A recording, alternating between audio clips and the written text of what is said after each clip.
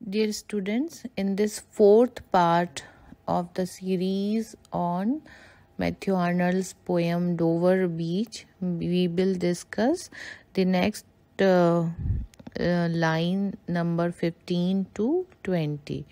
इस पार्ट में हम जो डोवर बीच कविता मैथ्यू आर्नल्ड की डिस्कस कर रहे हैं सीरीज में, उसमें उनकी next line number 15 to 20 discuss करेंगे। पहले के 3 पार्ट में मैंने आपको पोएम का डिस्क्रिप्शन दे दिया है, बैकग्राउंड बता दिया है।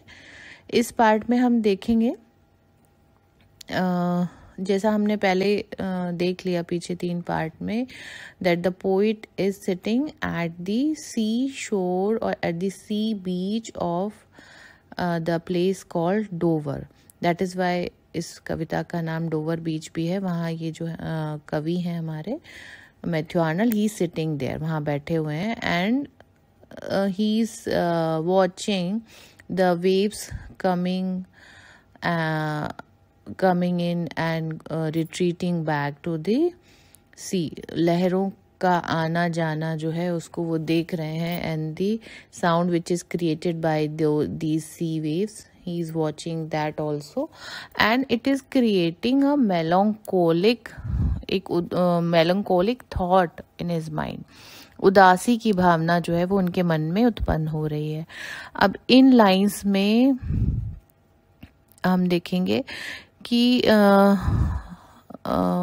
एक ग्रीक प्ले राइट थे, Sophocles. Playwright means you can say dramatist.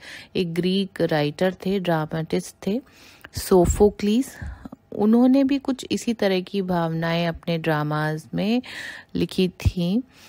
तो Matthew Arnold had studied Sophocles, तो उन्होंने पढ़ा था। Who was ancient Greek playwright, उनको पढ़ा था और उनके साथ ही liked Sophocles and he was a great admirer of his works and Greek literature.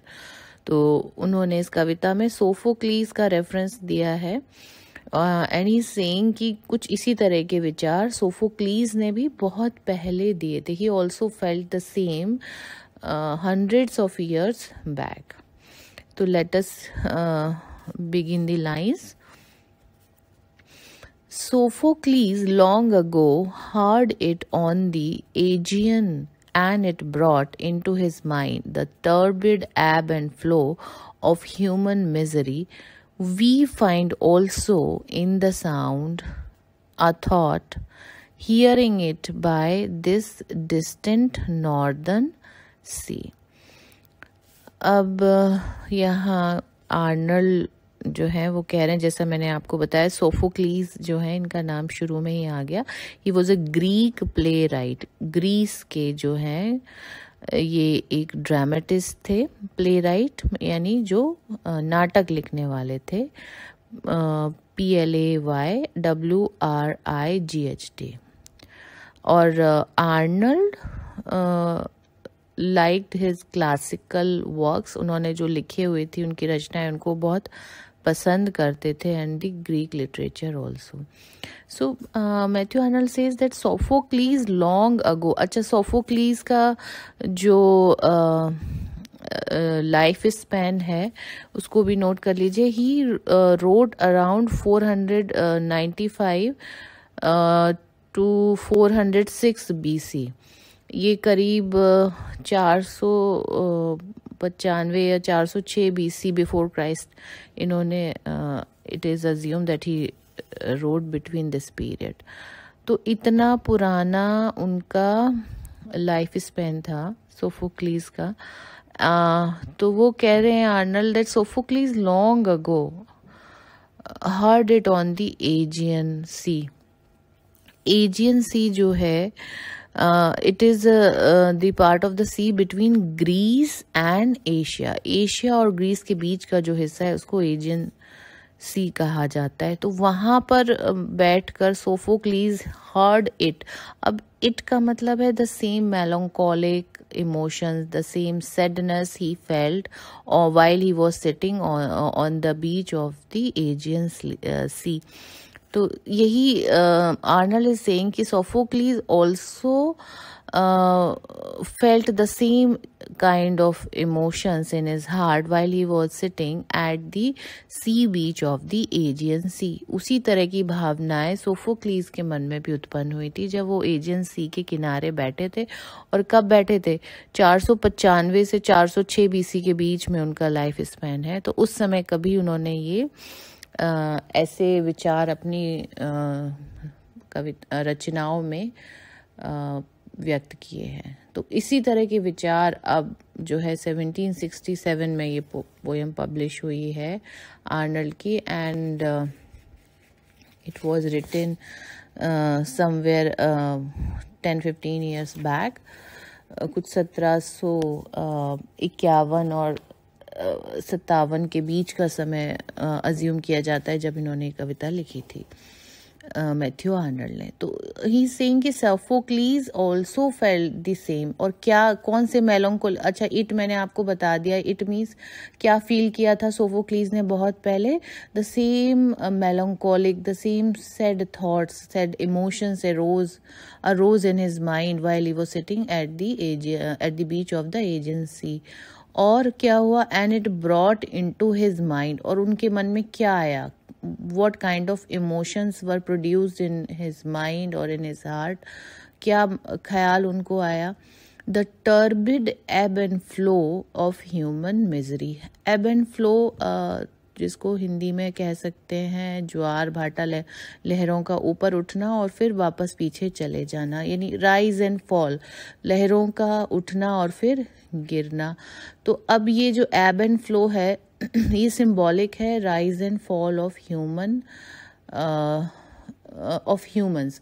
किसी भी मनुष्य के जीवन में जो उतार चढ़ाव आते हैं उसका एक तरह से ये उसको प्रतीक मान रहे हैं। तो यू में से कि राइज एंड फॉल का मतलब है उतार चढ़ाव या constant struggles which goes on in the life of humans. Of human misery, तो मिजरी को आप यहाँ सफरिंग समझ सकते हैं। मिजरी मीन्स परेशानी, कोई कष्ट।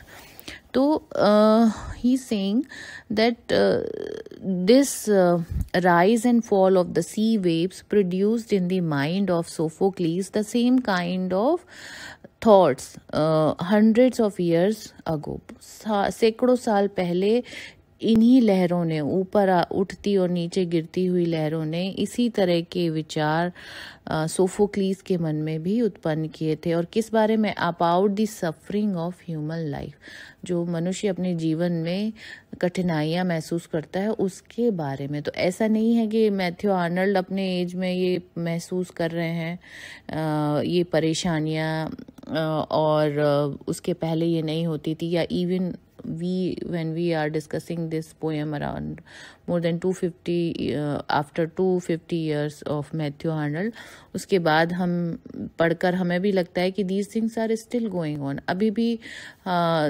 these problems, these ebb and flow, these rise and fall of humans have not stopped। हर व्यक्ति के जीवन में समस्याएं और परेशानियां आती ही रहती हैं। अब टर्बिड एक वर्ड आया एब एंड फ्लो के पीस। तो टर्बिड में यू में से कंफ्यूज्ड या डिसऑर्डर, जो परेशान हमारे मन को कर देती हैं चीज़ें, जो बार बार मन में जिस तरह के ख्याल आते हैं। तो ये इस तरह की भावनाएं मैथ्यू आर्नल्ड के मन में उत्पन्न हो रही हैं। And the same kind of emotions arose in the minds of Sophocles, the famous Greek ancient playwright hundreds of years ago। सैकड़ों साल पहले, मैथ्यू आर्नल्ड से पहले उनके मन में भी उसी तरह के विचार आए थे, which were about the constant struggle of human life, of human suffering। ये कैसे जो है वो मानव अपने जीवन भर संघर्ष करता रहता है, परेशानियों से जूझता रहता है। And it created a note of sadness. विचार तो आए, लेकिन किस तरह का प्रभाव हुआ उन विचारों का, क्योंकि इसी एज में, विक्टोरियन एज में, मैथ्यू आर्नल्ड के ही समय में रॉबर्ट ब्राउनिंग भी थे। उनका वो भी आपके सिलेबस में प्रेस्क्राइब्ड है, and I will try to discuss his poem as well. तो उन्होंने उन चीज़ों को पॉजिटिवली लिया। बट मैथ्यू आर्नल्ड जो थे, ही वॉज पेसिमिस्टिक, थोड़े निराशावादी थे, उदासी की चीज़ें दिखाई देती हैं इनकी कविताओं में।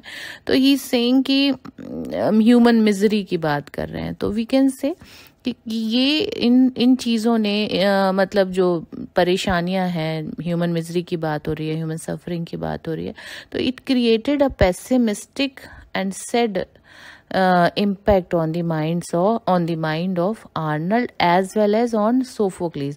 कुछ निराशा की, उदासी की भावना उनके मन में उत्पन्न हुई थी। कब? सैकड़ों साल पहले सोफोक्लीस के मन में उत्पन्न हुई थी और फिर आर्नल्ड के मन में भी उत्पन्न हुई। और अगर हम इसको पढ़ रहे हैं तो somewhere we also connect with it.